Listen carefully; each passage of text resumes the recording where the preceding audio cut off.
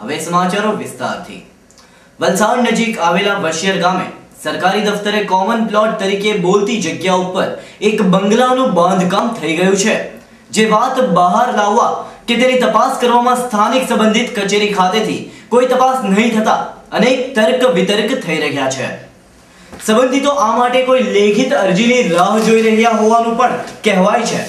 એક દૈનિક અખબારમાં કોઈ અહેવાલ છપાય એટલે કે તેની તપાસ કરવાની જવાબદારી જે તે વિભાગની થતી હોય છે અને તપાસના અંતે જે કંઈ બહાર આવે તેનો ખુલાસો પણ કરવાનો હોય છે।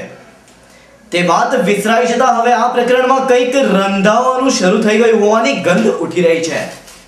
વશિયર ગામના સર્વે નંબર 113/1 વાળી જગ્યા ઉપર 1280 સ્ક્વેર મીટર વાળા કોમન પ્લોટ ઉપર એક બંગલો ઊભો થઈ ગયો છે, જે અત્રેના નાયબ જિલ્લા વિકાસ અધિકારી મહેસૂલ વિભાગના પ્રમાણિત નકશામાં દર્શાવાયું છે। કોમન પ્લોટ ઉપર બંધાયેલ 296 નંબરના બંગલાના વિવાદાસ્પદ બાંધકામે ભારે વિવાદ ઊભો કરી દીધો છે।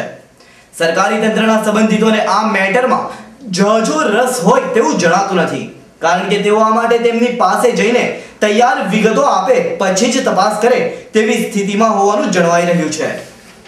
એક સરકારી જવાબદાર અધિકારી દ્વારા પ્રમાણિત આ નકશામાં જો આ જગ્યાનો કોમન પ્લોટ તરીકે ઉલ્લેખ હોય અને સર્વે નંબર સહિતની વિગતો જો અપાઈ હોય તો પણ જો તપાસ થતી ન હોય તો શું સમજવું તે પ્રશ્ન ચર્ચાના ચકડોળે ચડ્યો છે।